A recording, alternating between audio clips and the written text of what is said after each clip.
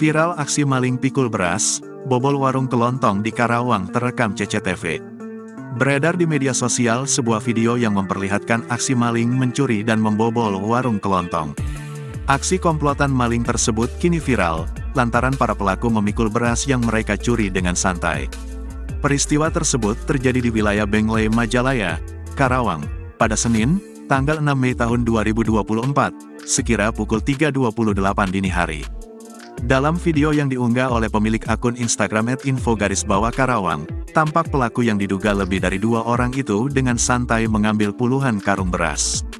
Tampak wajah para pelaku terekam jelas, namun ada beberapa yang menggunakan masker.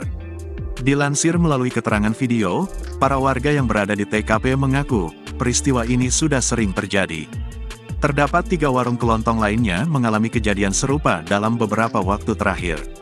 Dilansir dari berbagai sumber, warga menduga kawanan para pelaku curat spesialis bobol warung kelontongan yang TKP-nya tersebar di beberapa warung yang ada di Jalan Dusun Kerajaan 2 Desa Bengle ini.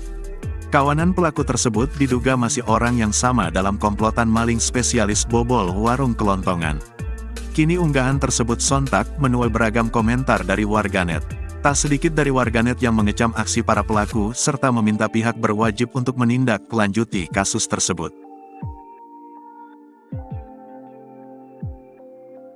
Download Tribun X sekarang, menghadirkan lokal menjadi Indonesia.